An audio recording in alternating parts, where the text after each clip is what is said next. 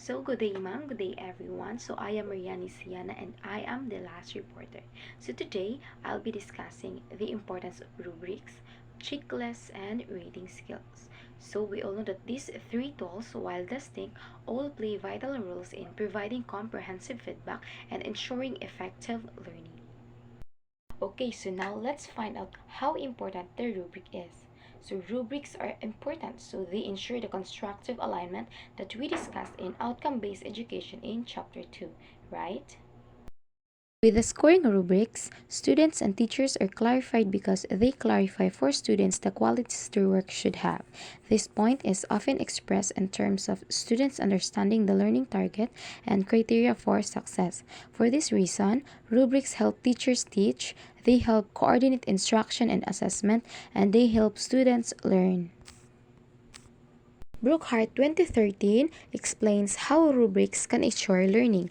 So first, rubrics help teachers teach. So when teachers develop the rubrics, they get very much clarified with the criteria by which learning will be assessed, and so will become more focused on what to teach and against what criteria students' success will be measured.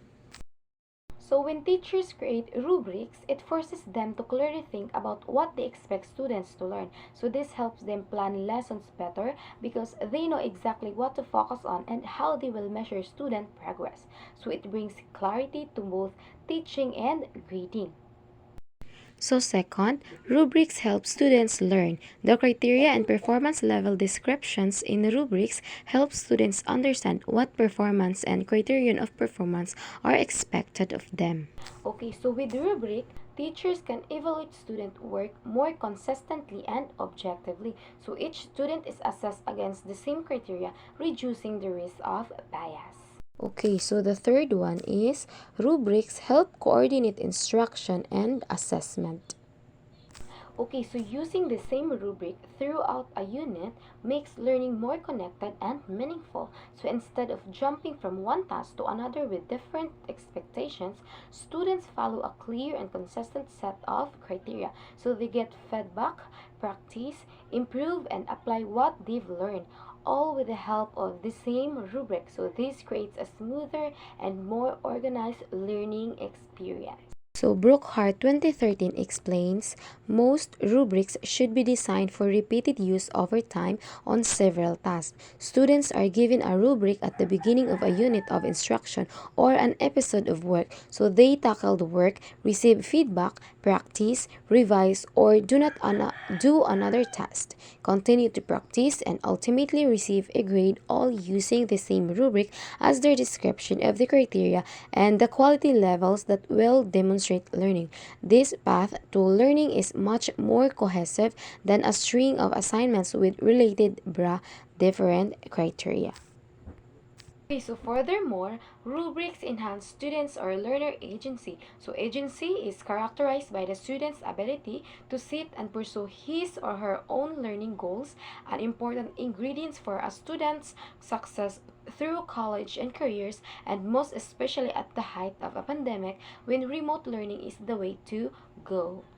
Okay, so we learned that rubrics play a crucial role in the teaching and learning process.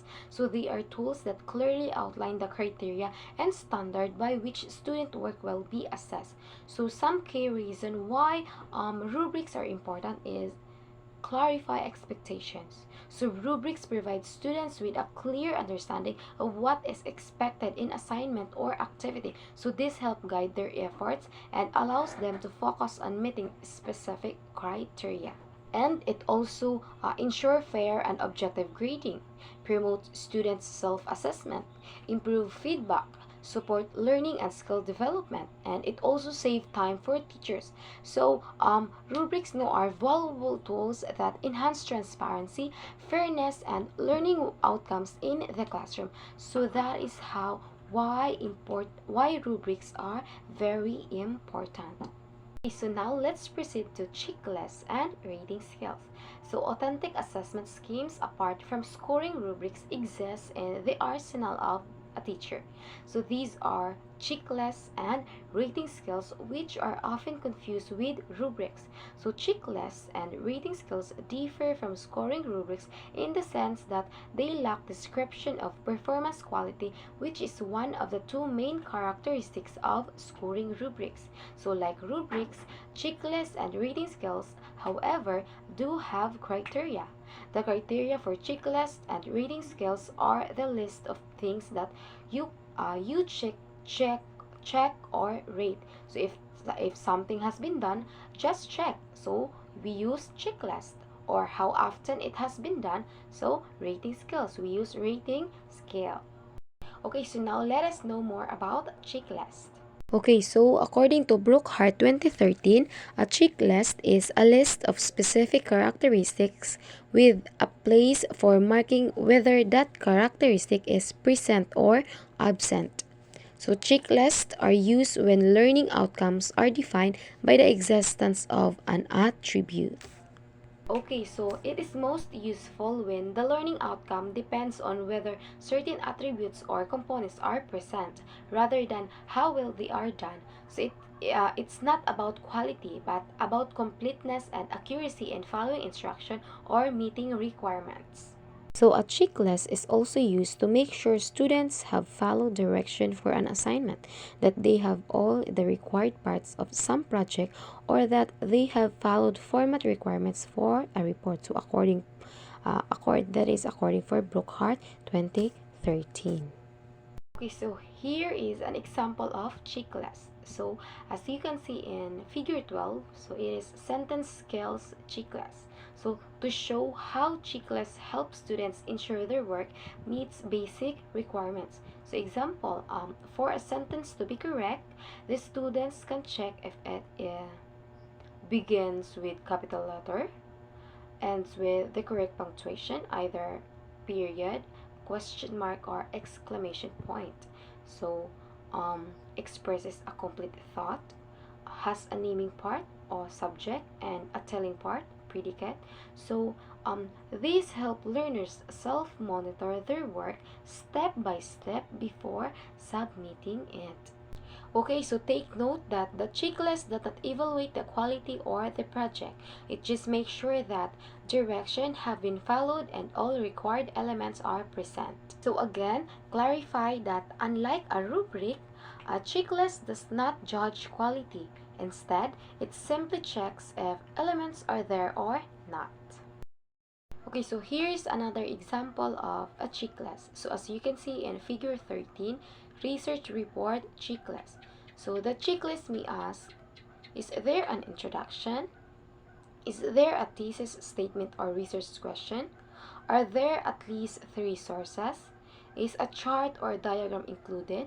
So here, students are not evaluated on how well the introduction is written or how effective chart is, just whether those parts are present. Okay, so in practical uses of checklists and the classroom, teachers can use checklists to help students follow direction correctly, to ensure all required components of a task are included, as a simple tool for feedback, especially for beginners or younger students. So checklists are ideal for formative assessment, helping students track progress and develop good work habits. So checklists are an effective and straightforward tool for promoting students' responsibility, self-assessment, and completeness in academic tasks. So especially when quality judgment is not the focus. So now let's proceed to rating scale. A rating scale is a list of specific characteristics with a place for marking the degree to which each characteristic is displayed, according to Brookhart 2013. So an example is a frequency rating scale that lists the frequency with which some characteristics are observed. Okay, so for example, in public speaking, so the characteristic makes eye contact. So is it done frequently, occasionally, seldom, or never? Okay, so one common type is the frequency rating scale, which measures how often a behavior or skill is observed. So the scale can use different set of terms. So as you can see in the table, So there are always, frequently, sometimes never, consistently, often, sometimes rarely, so on and so forth. So these choices help both teachers and students evaluate the frequency or extent to which certain criteria are met.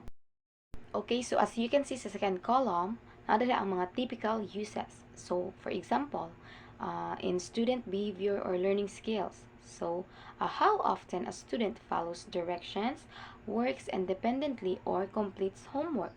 So, imo siyang i-rate based sa um, different sets of terms sa scales nga imong gi-use. It's either always, frequently, sometimes, or never. So, depende sa performance nga iyang buhat kay dito man ka mag-base imong pag-rate.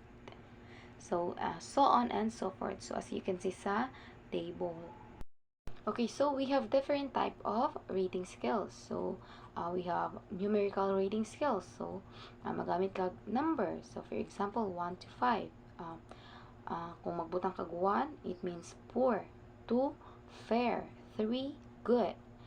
4, very good. Or 5, excellent. So, depende sa performance sa bata. So, pwede po nato gamiton si Likert scale. Kanang i-rate mo siya if strongly disagree, neutral, agree, or strongly agree. So, pwede po nato gamiton si descriptive or worded rating scale. So, like sa akong giingon kaganina. So, use words or phrases instead of numbers. Example, never, rarely, sometimes, often, always. So, depende sa performance sa bata. Okay, so again, a rating scale is a way to quantify a person's response. So instead of answering yes or no, the person chooses a level of agreement, frequency, satisfaction, or quality. So usually from a set of numbers or descriptive words, like what I have said earlier. Okay, so why rating scale is useful? So this is useful because it gives feedback about how often something is done. It helps students reflect on their performance. It provides a clear picture of where a student is doing well, or where improvement is needed. Okay, so that's all for my report. Thank you so much for listening. God bless.